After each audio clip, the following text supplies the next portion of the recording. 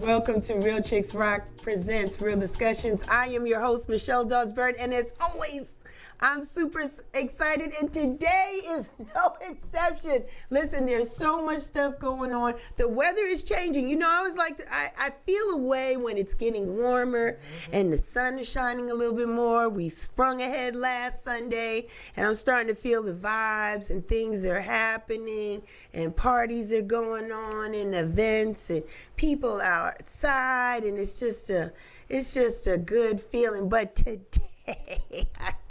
let me tell you what's happening today. I'm super excited about my guest today because we have been trying to make this happen for quite some time. She's a busy person. She's so busy. But before I introduce her, I'm just getting ahead of myself.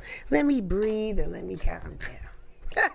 Let me just breathe and calm down. Because she came in the door with the energy and it was just what I needed. But we're going to get to her in just a second. I want to welcome all of our listeners and all of our new supporters. Thank you for checking us out this afternoon. Let me give you a little background about what Real Chicks Rock is all about. It's all about creatively collaborating and connecting to raise awareness regarding issues that impact women. And we have been doing it through public speaking, mentoring, and we have been doing it through this platform. We started this in April of 2016. I know that's the same reaction I get from people. Yeah, I've been doing it for a minute. I've had a lot of great people here sharing and having conversations, and today is no different. Today, my guest is Madam CJ. And today's topic is Madam CJ's got something to say. Hello, Madam CJ. Hey, Queen. How you doing? I am so good. You look great. Thank you so much. You look good. I like the pink chapeau and the little pink. Yeah, you my raspberry beret. Yeah, you cute. Thank you so You much. cute. How are you doing today? I'm doing, you know what? I am doing good. I'm doing awesome. Yeah. I've been, practicing Nichiren Buddhism. It'll be 12 years. Wow. This year. Wow. May the 6th. Wow. And I just, anytime my life gets a mess, it's because I'm not practicing the way that I need to practice. Okay. So, and life will force you to practice when you need to practice. Yes. So that's what's been happening. And I've been coming out of a season. And I'm back to myself. I'm back to my magic. And I'm so excited to be here with you. Yes. Thank you so much. First of all, let me act like I got some sense. Thank you so much.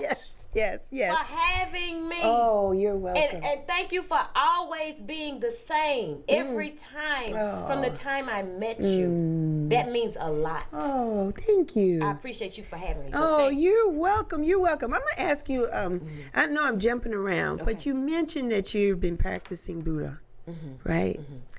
Was Tina Turner kind of an inspiration for you in doing so? Yes. Was it her story or her coming out, or you just felt a connection with being a Buddhist? So, the first time I heard of Tina Turner was in 1984. I was in the 4th grade in Memphis, Tennessee. And she had made her comeback. She had performed on Solid Gold. Yes. And child, my maternal grandmother, her name was Evelyn Marion Carter. We were at home at her house on a Saturday evening. And child, Tina Turner was on Solid Gold. My grandmother was standing in her den dancing. I have a very vivid memory. It was a core memory for me. Yeah. And she's dancing and she's excited. I said, Mama Evelyn, who is that? Yeah. Who is that woman? Yeah. And she said, that's Tina Turner. Well, I had never heard of Tina Turner because I was only 9, 10 years old at the time. Yeah.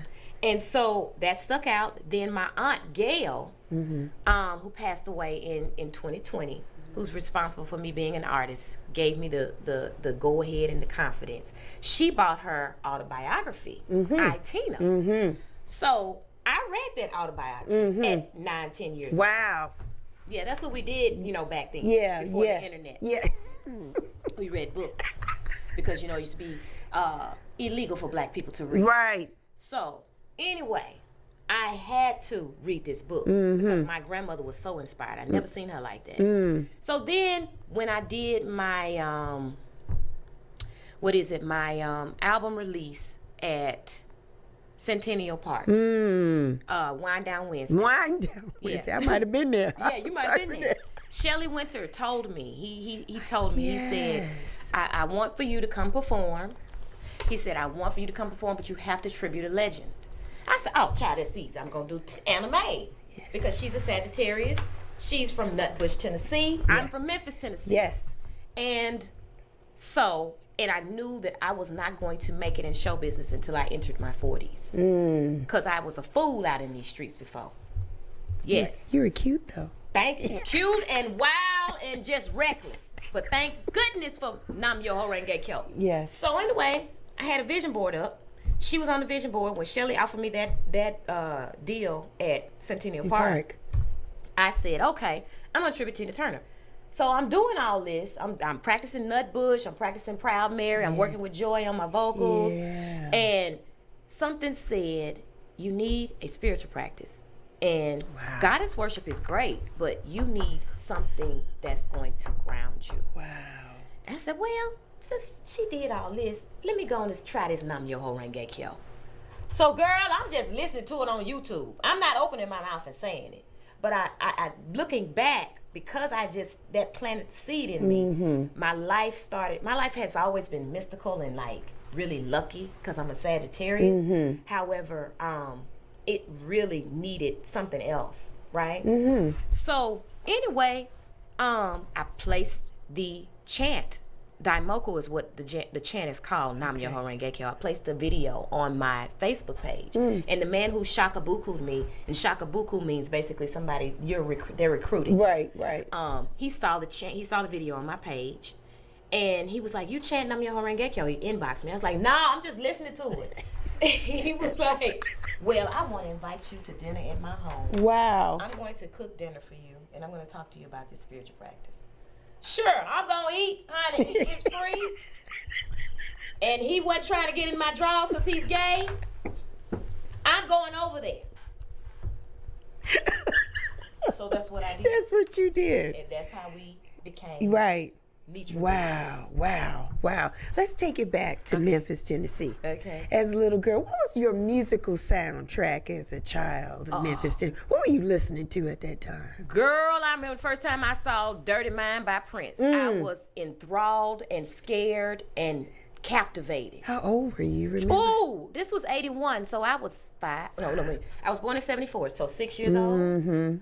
Yeah, 6, 7 years old. And then I'll never forget the first time I heard Nasty Girl on the 45 upstairs in our big room. She said on the 45. We had a big room, right? My mama had moved back home. She left my daddy. And we moved back to my grandmother's home in Whitehaven. And they had a big 5-bedroom house. So we had space, you know. And child, I'll never forget, they bought that 45 and they dropped that Nasty Girl on there. And I heard do do do do do do do do and my little body just started moving. I don't know what she was talking about, but all I know is it felt good. And that's been my song ever since. And I was in the 3rd grade. Wow. I was 8. I was always a year behind the girls. So I was 8 then. And then I have a core memory of my Aunt Gail. We would listen to Anita Baker, Shaka Khan, Angela Winbush, DeBarge, the first album. I can remember just looking at all of them like, oh, they so pretty. I want to do this. Yes. And then you remember when you used to plug the microphone into the stereo and record the tape? When she first bought Anita Baker's first album, The Songstress, I had listened to Angel. I would read the lyrics. I would read the credits on the albums, and I would study everything, the front vocal and the background vocal, all of those things. Whitney Houston, all of those people. So she recorded me singing Angel at age 8. Wow. And she was affirming me then. So that's my musical history. Did you do plays or talent shows in school coming up as well? So MCJ? I did a play. I remember doing a play. I did a few plays in elementary school. I tried out for majorette every year. I did not make it until the year my mom told me. She said, "Don't you go back in there trying out." I said, okay, girl. I put the leotard in my bag that year in the 5th grade. Yeah. And I went and tried out. And I made it. Child. And then we won first place with my little self on the squad at one of the competitions. And my mom was up in there talking about, yeah. Like, girl, yes, child. Yeah.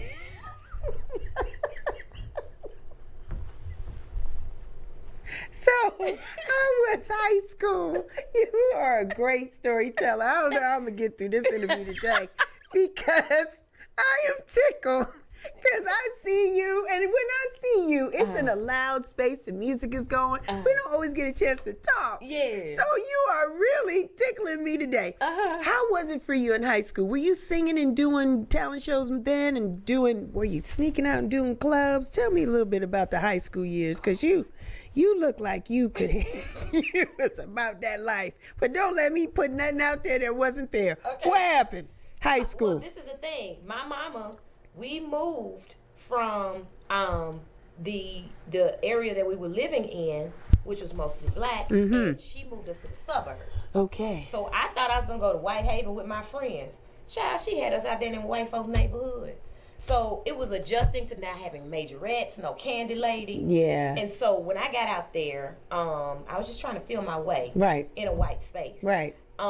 And so but we had dances, school dances. Okay. They had a set of cheerleaders. I didn't want to be a cheerleader. But the school dances is where I would go, and, move my body. Yeah. And people knew me for dancing. I was one of the best dancers in the Of course school. you were. And then I sang in the choir, the gospel choir. Yes, ma'am. Yep, I sure did. Yep. So how did you get to Atlanta? Oh my goodness, how I got here was, I came here to be a flight attendant, but I knew I was going to live here when we did a Upward Bound trip. Okay. When we did an Upward Bound college prep tour trip, they took us to the AUC, and I saw Julian Bond. He was close to me, just like you. Wow. And he was fine, and I was like, this is civil rights right here next to me. I need to be in this place. Right. Because these people have changed where I can be able to congregate against the whites. Right. And I need to be in this energy. So that was in my mind at 16 years old. And my mama told me when I turned 21, she was like, you and your sister got to get some real jobs so y'all can get off my insurance. Y'all got to have your own health insurance. Please find a job. Girl, as my luck would have it, I'm reading the commercial appeal on a Sunday trying to find a job. Yes.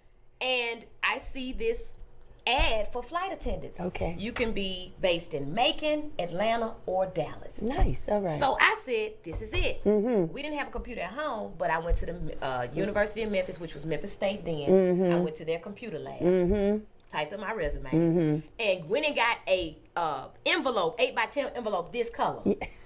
This color. My mama worked at FedEx, so she could FedEx my stuff for $5. Nice. So I got it together, and what really was the kick, before I did all that, I asked my sister, I knocked on her door. I said, where you see me in 5 years? She said, huh? I said, where you see me in 5 years? And she pointed to my room. Why'd she do that? I don't know why the hell she did that. I gotta ask her. Now, I'm gonna ask her when I get out of here. But all I know is when she said that, I said, okay, I need to get up to University of Memphis. Can you show me where your computer lab is? Right. Child, I did that. Got that envelope, yeah. And she sent it. Why they called me within 24 hours to come and do an interview. Atlantic Southeast Airlines. Wow. The Delta connection. No. Yes, girl. And they sent a ticket for me. My mama drove me to Chattanooga so I could fly out for free and fly into Memphis. And I went and did that interview and wowed them. As soon as I walked back in the door from the interview, because I caught the Greyhound back to Memphis. As soon as I walked in the door, my phone was ringing in my room. Ooh. And when I picked it up, they was like, is this Kertisha Johnson? I was like, yes. I had call ID, so it said Atlantic, Southeast Airlines. Right. I said, yes, this is she. We want to offer you a training position with Atlantic Southeast Airlines in Atlanta, Georgia for 6 weeks. Baby, when I tell you, honey, that was it. Because I knew I wasn't coming back. And so 6 weeks, was it 6 weeks or was it longer? It was 6 weeks. I lived in the Howard Johnson on Virginia Avenue for 6 Wow. weeks. Yes. Yes. Wow. In 1997. Wow. Yep. And you were hooked when you got here. Oh, child. When you were here for the 6 weeks, what happened? Ooh, Lord have mercy. So we were focused and we were studying, even though I had me a little boyfriend here. Of course you did. And he was in the area. So, you know, when I would finish studying, I would go visit him. Of course. You know. Grown child. Oh, child. I even, well, I can say that now because I don't have a child, but the night Biggie Smalls was assassinated was the night that my boyfriend impregnated me. Wow. Yeah. Yeah. I had a miscarriage. Oh, I'm sorry. That's fine, child, because I was going to have an abortion. Okay. I was. Because I'm like, how you get down here and have this happen within weeks. But that's your luck. You're a Sagittarius. That's that Jupiter. You're very expansive. So, okay. But you got to have some boundaries, girl. Yeah. So, long story short, I mean, and it was just, I mean, it was a lot. Yeah. I mean, but at the same time, Wow. I was 22 years old. So that's what we do at 22. Yeah. You know? Yeah.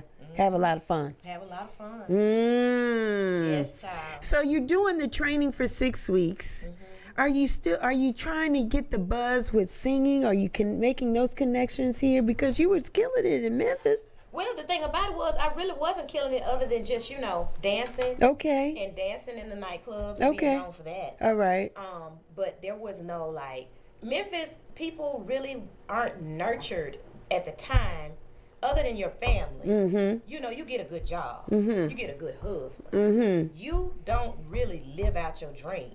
In Memphis. Okay. You don't live out your dreams. Okay. So I knew that Atlanta was close enough to Memphis for me to not be so far from home. Right. And I knew I could find my dreams. But when I came here, I wanted to be a choreographer and a makeup artist. Nice. Because I was dancing. Yeah. And I was doing Mary Kay. And Lil Face was here. Yeah. Okay. And I did have dreams of singing, but the confidence wasn't there. Wasn't there yet. Okay. Okay. Yeah. So you became a makeup artist. You were choreographing for some videos and just some night stuff. And so, how did you get discovered? Let's talk about how did it pop for you? Oh my goodness. 'Cause you got history here. I do. Well, I say I stepped in the shit as soon as I got here because my roommate, when I was a flight attendant, we lived at this place called Rivermont. It's over by North Clayton High School. And our neighbors and her ex-boyfriend was Grandmaster D from Houdini. Oh. So they lived in the next apartment complex next over I forget what the name of it was, but it had river in it. It had this like river thing on the front. But he came to Drew came to our flight attendant trainee graduation. And all of my stuff, I got evicted from that apartment once she left. Why? Because, girl, I lost that job. And I was in transition. But all my stuff, all of my pictures and stuff got taken by eviction. So, long story short, he was our neighbor, and her and him had met previously. And so he was always at our house. Well, the first time I went out in Atlanta after coming back from graduating from flight attendant training, he took us to Atlanta Live. Him, That was it. And Jaleel. The whole crew. The whole crew. And Jaleel's girlfriend, her name was Kim. She was a nurse, I believe. And when we got there, why? We didn't stand in line. We walked straight past everybody, went straight up to VIP. And that was my introduction to the nightlife in Atlanta. Nice. And so the people that I was hanging around, they were already immersed in, promotions, radio. Well, my friend Chantel Jordan, she was living in Memphis because her dad was from there. So I called her when I finally got settled here. I was like, hey, girl, I'm here. I told you I was moving. I'm here. And she was like, that's what's up. My cousin is the receptionist at Hot 97.5. Here we go. My cousin is the receptionist at Hot 97.5, and I'm coming down there to take her job because she's getting ready to go do something else. Oh, that's it. Wow.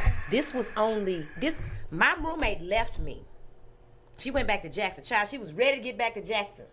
Jackson, Mississippi. Yes, child. You know, the thing about it is when you're ready to level up, some people can't level up at the rate that you're Say going. that again. I want you to lean in the mic and say that again. Some people can't what? Yeah, when it's time for you to level up, some people are not going to go with you. Mm-hmm. Some people may not ever level up. She was comfortable being in Jackson, Mississippi, mm-hmm. and she was missing a married man. At 20, she was 24, 25. And her cousin actually ended up being a very well-known comic. Mm. And, like, he was cool as hell. But she wanted to go back to Jackson, Mississippi, smoke cigarettes and fuck on married men. And I said, okay then, girl, you go ahead. I'm going to stay here. Producer, I heard you, Joe. I said, okay, girl. Yeah, you said. Go ahead. So now your people are getting in place. Hot 97. Yes. Yeah. Chantel came back. She came to Atlanta. And when she got here, she lived right around the corner. Like Tracy lived right around the corner. Yeah. I didn't know I was living right around the corner from Hot 97.5 when they was on Old National, on that L. I didn't know this. I didn't know none of this. Now, let me go back to when I was in Memphis in that room when my sister thought I was just in there daydreaming. Right. I was actually manifesting. I had no idea I was manifesting. Everything that I was doing is what people do to manifest now. I was doing that then. Yeah. And what did that look like, Madam CJ? I used to get in trouble for daydreaming in school. So I would daydream in my room. I would listen to music. I would read. I would write. I would visualize every night before I would go to bed. I had posters on my wall, and I would stare at those posters. I would be creating my own world. Wow. As a child. Wow. Okay. As a teenager. Okay. My sister thought I was in there twiddling my thumbs. I was manifesting. Wow. So anyway, we lived right around the corner from Chantel moved. And first thing she did when she got here, girl, I got tickets to see such and such. I don't know what party it was. But basically my experience with Houdini was the rest of my experience with Chantel. Wow. Because I lost touch with them after Wendy left. Right. And so, we didn't have to wait in line nowhere. We didn't have to, child, it was. He just walked right in. It would just walk right in, because I'm with her. Yeah. And I'm meeting people. I'm at the radio station. One of the first parties we went to was at the Westin. And she had already went to Rico Wade's house and went to a party that him and Busta Rhymes had thrown. Okay. And child, they had a Hot 97.5 party up at the Westin, so I met all of her co-workers, met CeeLo, met some other people. Yeah. But we became, regulars in that scene. Yeah. And so that's how. Oh, and with DJ Nabs. My first time at Kaya was with my cousin Val. Kaya, I remember Kaya. Oh, I miss Kaya. Kaya was such a vibe. But the first time my cousin, her name was Valerie Small, rest her soul. She took me to Kaya when I was in flight attendant training, and I freaking loved it. Yeah. And then when Chantel moved here, she started working the doors at the clubs. So she was working 112. She was working Kaya. My roommate Mia, God bless her soul, she moved down. She got a job at SO. Woo! You said all this fun. Girl, Doc DJ down in that hot ass room downstairs, the wall sweat, baby. But this is what my life was like. Wow. As a 22, 23, 24, 25, 26, 27. So exciting. So I told Nabs the first time I after seeing him DJ in the lab with DJ Nabs on Sunday. Yes, right. He was coming out the bathroom, and he had this silver outfit on, he had an afro, showman, honey. Yes. And he came out the bathroom. I said, I'm going to dance for you one day. I'm going to dance for you one day. Okay. He looked me up and down, because I was skinny child. He was like, oh, okay. Yeah, yeah. Every Sunday I was there. Every Sunday I was there at Kaya. And then one day, one of the girls couldn't show up. Oh, that's it. And the first time I danced up there, I had not danced on stage. Oh. I was always, on the floor. Right. There's a difference than just club dancing on the floor. Yes. And dancing go-go dancing. Yeah. Well, I learned that night. I did. The next time I did it was maybe about a year and a half later. Okay. And I was much more comfortable. Mm-hmm. But that was my introduction to everyone. Yeah. Yeah. And how did you get the name Madam CJ? So Nabs gave me that name. DJ Nabs. He was actually Chris Cross's DJ, Michael Jackson's tour DJ, Mariah Carey's tour DJ, and he worked with So Def. He's very instrumental in that era. But I walked into Eminem, Marshall Meadows' office when they moved to Hot 97.5 on Piedmont. They moved over there maybe in, I want to say, early 2000s. But I walked in the office, and when I walked in, she was like, Madam CJ. I said, who is that, girl? Who is that? Because I was telling people my real name, Curtisha. Right. But nobody was grasping it, and I felt I needed to change, so I changed it to CJ, my initials. Okay. Because they call my mama BJ. So I said, okay, I'll just be CJ, child. He called me, she said, Nabs call you that.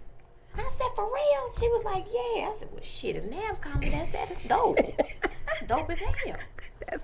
So then, in 2003, I started thinking about singing names. Okay. And so I was at the Cotton Club, and I was at the bar, and Kim Malone at the time, she was standing there. We would, talking and catching up. And I was like, girl, I'm getting ready to start singing. What you think about this name? Do you think I should do this name? Or you think I should do this name? And she was like, oh, no. Do Madam CJ. And I said, okay, this is DJ Nabs, who's radio DJ and legend. And this is Kim Malone, who's a radio DJ and legend. Yeah. And both of them say, do Madam CJ.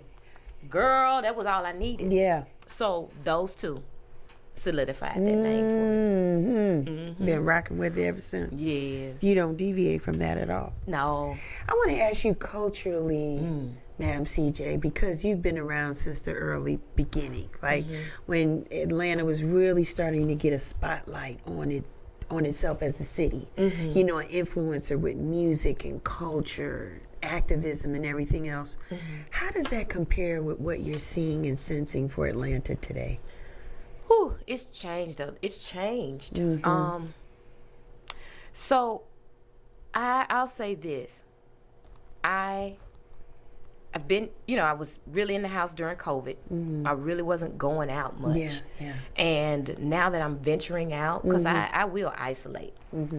But being the person that I am and in the business that I have to get out and be social. So I like to go to things that make me feel safe and comfortable. Yes, that's important. And some of the times now, current day, these new people that have come in, I have noticed some not so good treatment. I've experienced it personally myself, and that's why you don't see me at some of these places. Right. Like Rocksteady and Buteco in Grant Park. No shade to the owner of the Buteco in Grant Park, but one of his bartenders really disrespected me. Okay. And I'm still waiting on a reply for them to say, hey, we're sorry or whatever. And if they don't give me one, that's fine. But it needs to be addressed, because when I first came to Atlanta, customer service was shitty. And then all of a sudden it got better.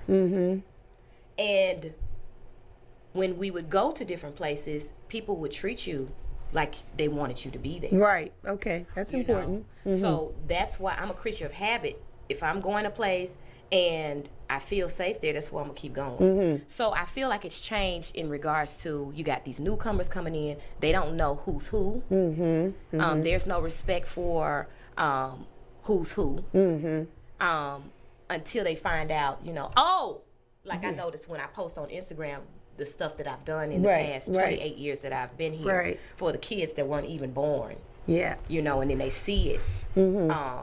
I've noticed, they see that and they're like, oh, yeah, baby, you were shady. Right. And I don't forget. And it shouldn't be a matter of your credentials. No. It should just be a human to human exchange. Exactly. Because I want us all to win. And I think that's how we met. I think the first time I met you might have been at House in the Park. Okay. We have a picture together. Okay. At the pavilion. It might have been 2014. Okay. I just thought you were a beautiful person. Thank you. You look cute in your t-shirt. Thank you. And we knew mutual people. And then somebody said, y'all take a picture. And we just kind of took a picture. And then anytime I saw you, I would say hi. Yes. Thank you. And then when you realized who I was, you real excited. I need to get me a shirt. Yes. And that's how we kind of, but I didn't know who you were. I just connected with you as a person. And then your legacy comes with you. Yeah. You know what I mean? But that's how it's supposed to be. It shouldn't be, oh, you know this person or that person or you. No, I'm a human being first. And then all of that is becomes secondary. Yeah. So yeah, I think it's just times have just changed, right? Because we communicate to each other differently. Yeah. Right? Back in the day, you got your first opportunity through a phone call. Now it might be through a text message, an email, just people in general. We just talk and handle one another differently. And what I like about you is that you're consistent in what's important to you, and you set boundaries, and we as a community have learned to respect your boundaries. Well, thank you. I'm gonna say you do. Yeah, I and do. I appreciate that. I do. And this is a thing. Michelle, when I tell you it's hard to constantly say the same thing about your boundaries. I understand. And then this is another thing. People get their feelings hurt. They get their feelings hurt because you are extending a boundary that's for your own good. But also, I'm showing you how to treat yourself. Yes. I'm giving you permission to do the same thing. It's a teaching moment. It ain't got nothing to do with your ego being hurt. You know, it ain't got nothing to do with your feelings being hurt. It's about you can also say the same thing. You can also tell somebody, don't call my phone before 10 a.m. Yes. Don't call, don't text me. And when you call and text me, say, hey, how you doing? Yeah, that is a thing. That is very important. For all of us as black people, especially as women. So, yeah, girl. And another thing, you'll recognize when you start speaking up for yourself and your boundaries, you'll find yourself having to do it more. Okay. I've noticed this. I'm like, you'll be in positions or situations where you find yourself, wait a minute. Yeah. Okay, here we go. Yeah. Yeah. You're ready for it. Yeah. And so did that help you with your walk? Because your health is important. We're going to talk about that. But you've really taken on an advocacy for self-care. Okay. Let's talk about that. What does self-care mean to you? Well, I was diagnosed with uterine fibroids in 2008. Okay. But I vividly remember having one of my first painful periods at age 15. Wow. So I could feel that. I see that scene in my head. And that's when they really started forming because they were ovarian cysts then. So anyway, I did not know that a symptom of uterine fibroids could be emotional trauma, emotional stuff feeds our health and our wellness and our hormones.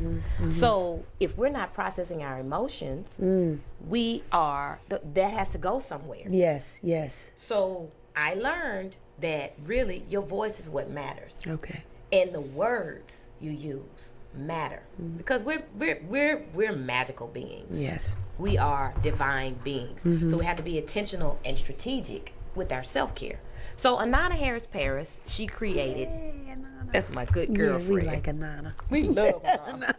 She's a lifesaver. Yes, she is. So anyway, she wrote this book called Self-Care Matters. Yes. And in 2017, I had went to Center for Black Women's Wellness because I was like, okay, you got to do something about these fibroids, girl. Let's go see somebody. Yes. They could not even do a pap smear on me. Really? Because of the fibroid blocking my cervix. Oh. So that's when it clicked in my mind. I said, okay, I got to do something this year about this. Yes. And I reached out to Anana.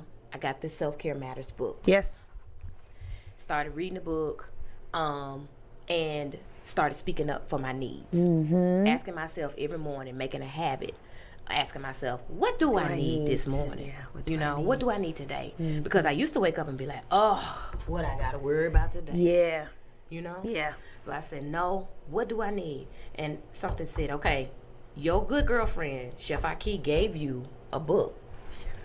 Yeah, she's beautiful. Get that book out your Google Drive and Right. start with that book, because it was fibroid recipes. So I started with that.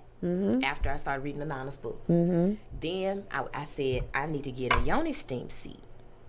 And I basically went through every area of self-care. Right. And put something that I needed to do for this fibroid situation. Yes. Because self-care or strategic self-care Yes. is addressing a critical need. That is correct. And that was a critical need. If you don't address that critical need, it affects every area of your life. And it had already affected every area of my life. So I started doing that. And it's been a journey. Yes. And I'm grateful for it, because I used to have a big problem asking for help. I used to have a big problem with putting the wrong people in place that could help me. Yo, that part.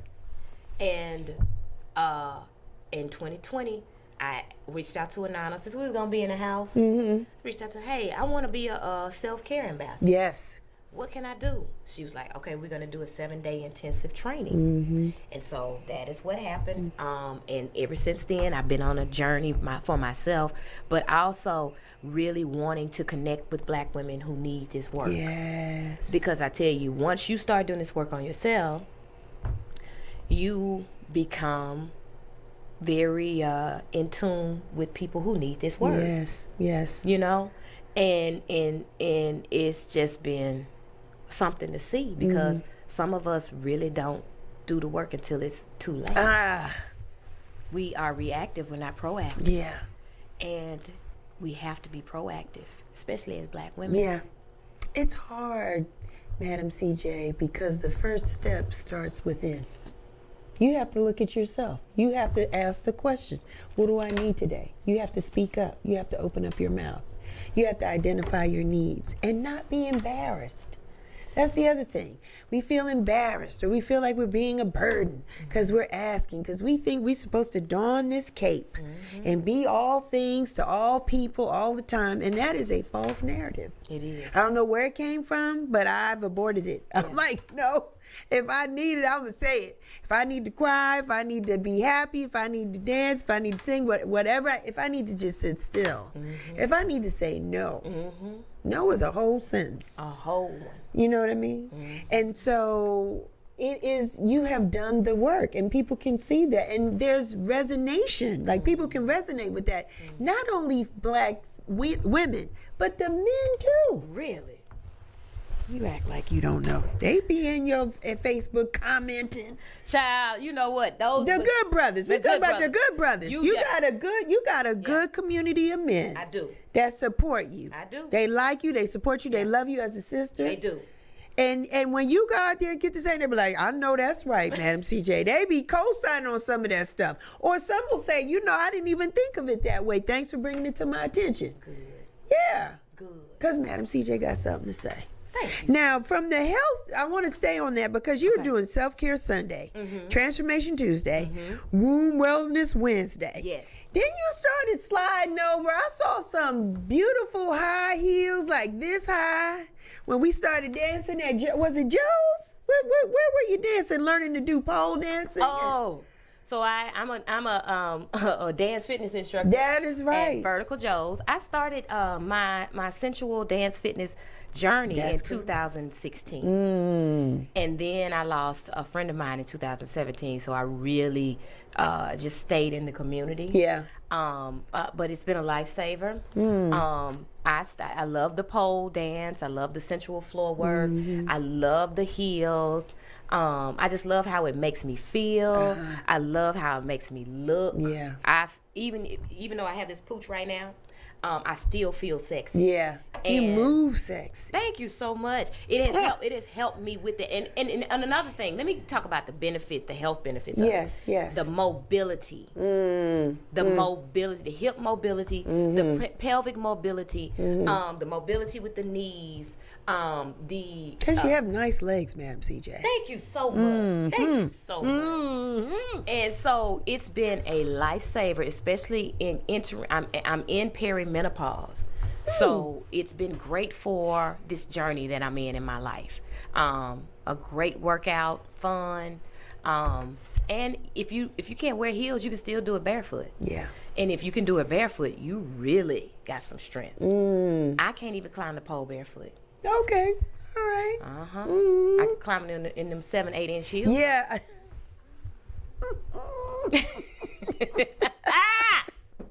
I seen it. And one night I saw you out in those heels. You were dancing in honor of someone. I can't remember who. Tanya Cruz. It was, yeah. It was for Tanya.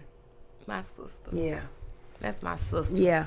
We had Oh, a I miss her celebration so of life. much. Yeah, a lot of people do. I miss her too. Even Christopher misses her. Yeah. Yeah. We do. We do. And you know, that's a beautiful segue because of your love for Tanya. And the relationship you had, and you just being on the scene, you just always are in John Crooms' lens. He has taken the most beautiful pictures, snapshots of you just, and you look different like every party or every event, and God bless him for doing that, because so for the people that don't know you, they feel like there's a connection. They can see that your legacy lines up with where you are and who you've been, because you've been in the spots. You know the people, and you're always having a good time and dancing and looking cute and just in the space.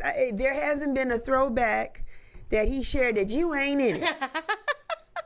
Am I telling the story? You're like it all the time. You're right. I met John Crooms. Okay, so my grandmother died in January of '99, and I was hanging out, you know, on the R&B and hip hop scene. Right. So then, my friend Party, who used to dance for Nabs, she was the regular go-go dancer for Nabs, and she was like, "We need to go to Yin Yang." I was like, I had went there one time before. Yeah.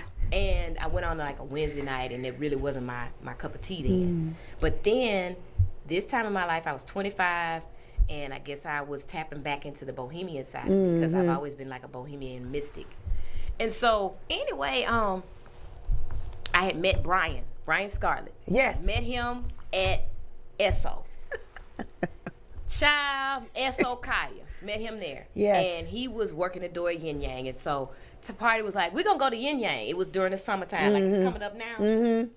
Child, it was during the summertime, and we went to Yin Yang, and it was on fire. It was a Thursday night, child. The Chronicle was playing, and after the Chronicle played, Kemet was up there singing. All right now. 1999.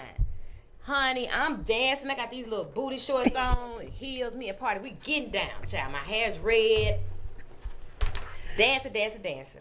I turned around, and I didn't know I was dancing to Fela. I just knew it sounded good. Right. Upside Down by Fela. Get down. I turn around, I see this man, 6 feet tall, standing there looking at me like this. Mouth open, like he's seen a goddess. Yes. Who was that? Who is that, child? Honey, I keep on dancing. I ain't worried about no boy. My grandmama just died. I ain't thinking about nobody, honey. We get ready to leave. He follows us out to the car. Anthony David. Him and Steve De Niro. And I'm like, hey, how y'all doing? What y'all want? I had a beeper. Because I just came from working at the airline.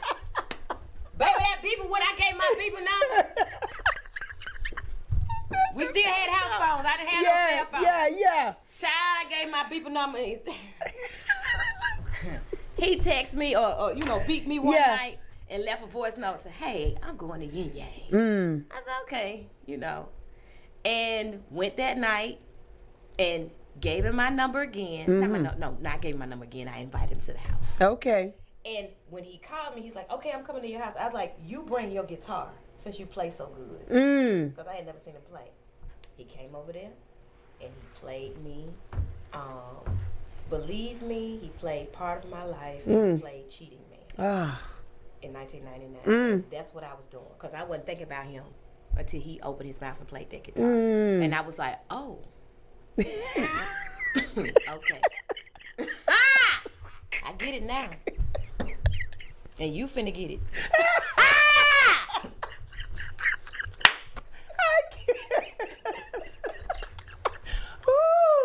CJ. That was my introduction to Yin Yang but let me get back to John Croom. Yes.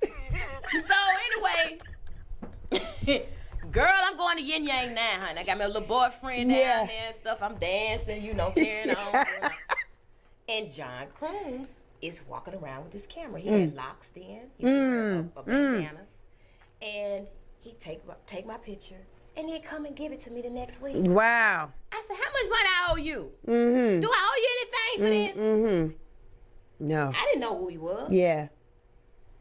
Then one night, I'm go-go dancing at Crescent Room with Woo! go-go dancing at Crescent Room. Woo! And Fahamu did a painting. Because Fahamu is the shit. Fahamu Peiku. That's right. That's right. Diamond Lounge him and Salah had Diamond Lounge. This was their creative agency.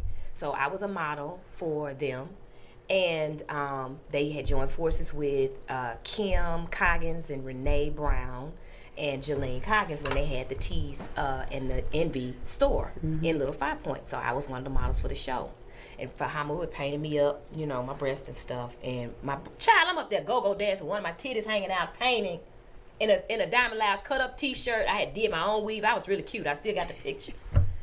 And Tanya Crooms comes up to me. Yes. And says, I just think you are just the cutest. Yeah. I'm like, thank you so much. Yeah. Thank you so much. She was so sweet. But John introduces her as his fiance. Oh, wow. And I was like, oh my God. I wasn't used to women complimenting like that. Yes. Because I'm wild and free without judgment. And that was my first introduction to Tanya Crooms. John was giving me free pictures. Then he introduced me to his fiance, and that's how we became family. Wow. Yeah. Long time. That's my brother. That is your brother. And come to find out, he's my cousin's old roommate, Kevin Salter. I ain't talking to you. Kevin Salter and John Crooms were roommates at Morehouse. So my family had already knew him. So it was like people have been placed in my path. Yes. For a reason. Yes. You have a phenomenal story. I'm going to borrow this from our mutual friend, Carlton Hargrove. Oh, I love him. When are you going to get the memoir out? I saw him post that the other day. Thank you so much. Yeah. He has always been a champion of mine. Yes, he has. He has never been judgmental of me. No. Even when I was going through my stuff and living out loud in public, I didn't even know that I was going through PTSD and being triggered and living out loud. Understood. But he has never judged me. And I don't know when I'm going to do the memoir. I'm thinking about how I want to do it. I'm thinking about it. But I'm going to say this. When I tell my truth, you're not going to crucify me like y'all did Jada Pinkett Smith. You're not going to do it. Because a memoir is a tell-all. And it's my business to tell my business. And if you didn't treat me right, it's going to be noted. It's going to be noted. You have to be accountable for your shit. And I'm going to be accountable for mine. I know you are. Because that's how we get to the next level. That is correct. So, yeah, girl. So, yeah, thank you for asking me that question. Yeah. I'm going to pull out the pictures and let them tell my Manifest it as you've manifested everything else in your career. Yeah. Manifest that thing. I want to talk about your entrepreneurial side. Okay. Because that puts a big smile on your face, too. Yes. You love that. Divine Clementine Bath and Body. How did that come about for you, Madam CJ? Oh, the fibroids, child. So, my mentor, Dr. Aisha Faiza, also known as Aisha the Herb Lady, when I went seeking natural options for the fibroids in 2009, I found out about her and her work. Because my sister was like, don't have that surgery. You can't be down for 6 weeks. You don't have the support that you need right now. So I was like, okay, well, let me see what I can do. Excuse me. And one of my coworkers was a intern for Dr. Ascari. And Dr. Ascari used to carry Aisha's products. So she bought a flyer for me to work. Called Aisha and got her information, got, price. And I was like, okay, when I get my income tax, I'm going to start this One Wellness thing. And that's what I did. I started there. And I didn't know that it had to be a lifestyle. I thought it was a one and done. So anyway, I couldn't afford to shop with her regularly. Okay. So she invited me to be like a helper for her events. Okay. And she would pay me. And one day she called me and she said, you know, I really observed the way you connect with the people and how passionate you are. She said, I want to offer you my soap making in the woods class. Nice. She had a soap making in the woods class. This class was like $150, and this was in 2009. And Michelle, when I tell you, when she offered me that class, I broke down crying. Really? On the phone. Yeah. Because I knew it was going to change my life. I had no idea that it was going to put me back in touch with my womb and connect me to my great-grandmother, who was a midwife. I had no idea. Yeah. So anyway, I go take the class. It was fun. Soap smell good. I come back from the class on the train. I got the soap in my lap, like in this plastic bag. I mean, not bag, but bin. And it's curing. So it's saponifying. And I'm sitting next to this white man. And he's like, is that homemade soap? And I was like, yeah. He's like, it smells good. Like, do you mind taking my number when it's ready? I'll buy some from you. Getting sales on the train. Getting sales on the train. Out there and done with it, child. Yes. Way up there. Way up there. So I'm like, wow. So this is in 2009. So I started making soap. And I had to move in with Gael. And she had some goat's milk, like tons of goat's milk in her freezer. Wow. And she was like, you should use this for your soap. Yes. And that is how I started using goat's milk from my soap. Nice. And so now we started out as Divine Clementine soap on a Rope. We changed our name to Divine Clementine Bath and Body. I remember Soap on the Rope. And so now what I'm doing is I'm actually in the middle of rebranding and joining Hattie Evelyn's Movement Apothecary with Divine Clementine Bath and Body, so we can be a wellness lifestyle. Nice. Nice. And congratulations for being up on the Hawk sign. Oh, in my December. goodness. So I actually, we have something coming up. I'm doing something with them. They have a... It's beautiful. Thank you. They have a program for underserved girls where they get them prom dresses. Nice. So I'm actually dropping off product for them tomorrow. It's 23 girls. It's beautiful. I'm going to be dropping off some unscented soaps and some body butters for them. And tomorrow at the Hawks practice facility, it's called Say Yes to the Prom Dress. Yes. And it's sponsored by the wives and the girlfriends and the mothers of the Hawks players. So the Hawks have really been, I went and did a pitch with a Black Girl Ventures at the Hawks Stadium. And they were in partnership with them. Well, ever since I did that pitch, I didn't win the pitch that day. Yeah. But every month or so, they reach out with an opportunity. That's nice. And I'm very, very grateful to the Hawks. Yeah, I'm very I'm grateful. glad you're doing good stuff like that. Yeah. That's awesome. Oh, yeah. Yeah, and you know, for us, we take pride because when one of our own make it, we all lean in and be like, yes, this is exciting because it's like, wow, you know, your product is up on the board. Like, and then you're out here, you're out at farmers markets, you are selling, and you have regular customers. Like, you got people that are like, they get on social media and they show the empty jars. I love the lotion, the lavender lotion. Thank you. Yeah, I got blessed. Thank you, Nina Anase. She blessed me with the lavender lotion. Nina, love. I had to shout her out. First of all, let me shout out Nina Anase. Baby, when I tell you something, I got to tell a story about this. Tell it. First time I seen Nina, because I didn't used to see her at the parties. Right. I wasn't around when she was at Clark. But I started working at Whole Foods. I helped open the Whole Foods on Ponce de Leon Oh, wow. as a front-end cashier. Oh. And Nina was organizing Whole Body. She was working with Todd at the time. But I would see Nina, and she would feel familiar to me. But Nina had this coolness and this aloofness where I felt like, girl, don't mess with her. Don't you mess with her. And I didn't. You didn't?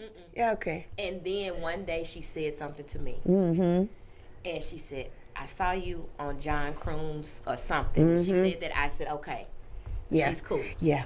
She did me the same way. What'd she say? I would go to Whole Foods in the home and beauty section, and that's back when B used to work there too. Christopher was a little fella. And I was there by myself one day. I was getting something, and she said, "You write? You're that Real Chicks Rock person, right? You write the inspirational stuff every day." And I said, "Yeah." She says, "I read it every day." She says, keep up the good work. Ah!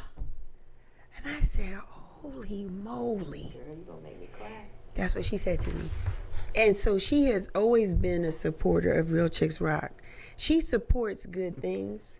She's just not a person that's just always going to have a lot of big fanfare or banter. But if she connects eyeballs with you, she's going to tell you what's on her mind. She is a genuine sister. I had to wear the Nina shirt. This is for Nina. Nina! And I told her, listen, let me tell you something else. I told her, Salah. Yeah. I told him, I said, y'all need to get together. I said, that's your husband. That's your husband. And the next thing I know, I'm sitting there thinking, I saw a book that had Anansi the Spider. And we were getting ready to go to WMC. And I said, oh, Salah and Nina, that's what I'm thinking to myself. Yeah. Girl, I get down there to Florida, and she shows me her engagement. Oh. And I said, I knew it, I told y'all. I told you were supposed to be together. Now, CJ, how did you get connected with One Music Fest? It's a good look on you, with you. And thank you for wearing my t-shirt last year and taking a picture in front of the One Music Fest sign. I was like, my God. Because there are so many other t-shirts and brands and people that you know.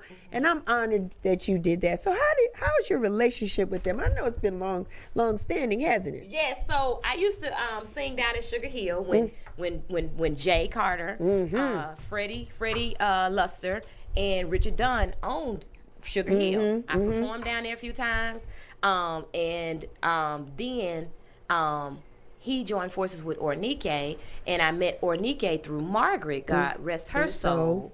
Margaret brought Ornike to one of my birthday parties that I had at the Four Seasons. So that's how we made that connection. But Jay and Ornike worked together on One Music Fest, and they sent me an invitation. No, I actually created a gift bag for the first One Music Fest for Guapale. Nice. And I took it to, when they had a King Plow, I took it and dropped it off, and then they started inviting me to be a vendor. Nice. And One Music Fest has been very good to Divine Clementine. Yes. I thank you, Jay. Thank you, Ornike. They have been very good to Divine Clementine Bath and Body. So I'm committed to working with One Music Fest all the time, as long as they are in existence. We won't be able to make it to Dallas because we just got into, we got back in Oakhurst Farmers Market. We just got into Grant Park Farmers Market. Nice. Congratulations. Yeah, thank you so much. So I'm excited about that. And we're also going to be teaching a Divine Clementine Bath and Body product making class with the City of Decatur at Oakhurst Rec Center starting next month. So that's a class series. So we have some things that we're doing right now. Wow, you're busy. Well, you know, this is the thing. I work strictly for myself now. I left that corporate job May 1st, 2023, and I'm not looking back. Congratulations. Thank you so much. It's been hard as hell. I know. It's been hard as hell. I know it's hard. Entrepreneurism is not easy. No, it's child. not a cute thing. And nobody talks to you about confidence and mindset. Yeah. If your personal life is crap, your business gonna be crap. Yeah. Don't nobody talk to us about that. Yeah. So we have to make sure we're doing the work. And proper marketing. You have to market your product. Yeah, you gotta market, and you gotta be really strategic with that. Even with that, exactly. Because you don't need to be everywhere. You know, but you gotta align with the right people. Align with the right people. And that's it. And that's what you're doing. I've been working on it. Thank you so much. Yeah, I see People you. that come and see us at One Music Fest, child, they be spending $200 and $300, and they come back every year. And that's good. And they bring people with them. That's good. Yeah. Well, we're gonna believe that you're gonna be able to go to Dallas, Texas next year when they're down there. Definitely. Because this is new. This is a new. Yeah, this is a new one. So it's good. But I mean, things are happening in Texas. You know what I mean? I hear. It's ironic to me that, you know, stuff is happening in these places where they want to take our rights away. I know. So my thing is, girl, I've been really leaning on my spiritual practice. And we say in our spiritual practice, like, you were born for this time. What is your mission? So, like, that has been my focus, just keeping my, my vibration high, my life condition high, and doing my human revolution, because we got to be, grounded and prayed up. Yes. And joyful. Yes. Mm-hmm. I would be remiss if I didn't mention Robbie. It's like a magic when you guys, you just on 10 when you do any kind of show with him. You sexy, you cute, you dancing, you hot, you his hype person, you just doing it. And one particular time, and you took some pictures though, the outfit, that beautiful white top, that you were just flowing. Thank you so much. That was at Afro Punk. Yeah. Brooklyn. That was 2018. Yeah. 2019. Just before pandemic and all that other foolishness. 2019. But yeah, the fact that they see you and know you as an artist and what you bring to the culture, we like you. Thank you so much. Yeah. Yeah, Robbie, he's a good brother. I Yes. met him through Donnie. When he used to sing background for Donnie, we both were doing a gig with Donnie at Apache and singing background. And he just asked me, he said, would you come and help me do my show? And I'm like, yeah, okay. I'll do it. And it's been on ever since. How long y'all been working together like that? That was in 2005. Wow. That was in 2005 that Robbie asked me to Almost 20 years, 19 years. Almost, yeah. Yeah, and I mean, Wow. I've seen his growth. I love his work ethic. Yes, I yes. learned so much from him. Yes, he's a performer. He's trained. Yeah. He's trained in theater. Yeah. And a lot of the kids, a lot of the people that are popular now, a few, I'm not gonna say a lot of them, but a few of your mainstream favorites have studied Robbie. Is that right? Yeah. He's an entertainer. From costumes to how he presents himself on stage, how to sing, inflection, crowd engagement. Like he's a whole package. He is. He started out in church, and then he grew up in theater, trained in theater. So he has the best of both worlds. And he is, a great performer. Let me read this. You sent this to me. Madam CJ is a chart-topping singer, songwriter, entertainment, movement artist, and women's wellness thought leader. I help women transform their wellness, find rhythm, balance hormonally through music, movement, and nutrition. Is there anything else you'd like to do that you've not done yet? Oh. Because this is pretty loaded. Work-wise, hell no. No. I'm not trying to labor all my life. No. I definitely, something I want to do. Okay. Yeah, something I want to do is something I'm working on. All right. And I'll let y'all see. All right. You let us know when the time is right. So you got something cooking on the stove. Yeah. Yeah. What's next for you in 2024? Anything you can share with us? You gonna perform with Robbie this year? Got One Music Fest? Well, right now we prepping for the farmers markets because we have 3. We have Peachtree Center coming up every Thursday next month, and then we have the first Saturday of the month, Oakhurst. We have the first Sunday of the month, Grant Park, and then we have the product making class. So we really are working on leveling up and becoming very, very sustainable with our profits for Divine Clementine Bath and Body, so that I can do the next thing that I want to do with my music career. Understood. Yeah. Where can the people find you, Madam CJ? Where can they find you, girl? Y'all can find me at www.madamcj.com. That is no E on my madam.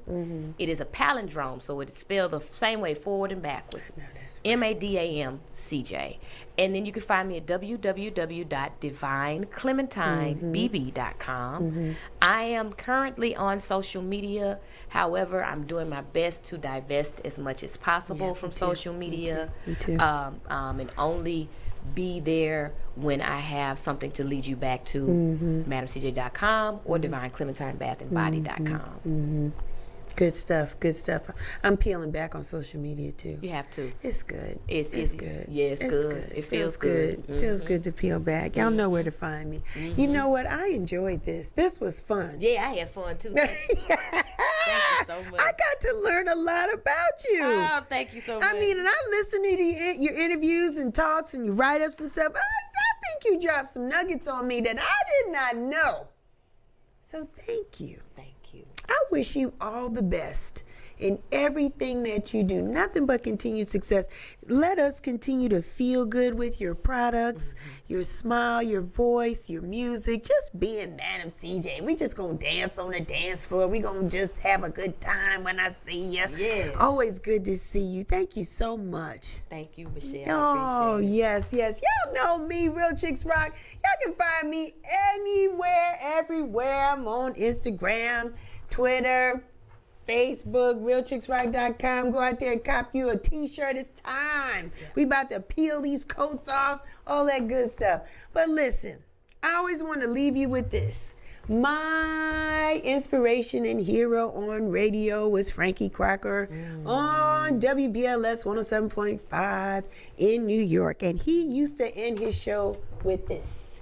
May you live to be 100 and I live to be 100 minus a day, so that I would never know that beautiful people like you had passed away. Until next time, be well, take care, and continue to rock on. Thank you for checking out Real Chicks Rock Presents Real Discussions. Be sure to subscribe so you don't miss our next show.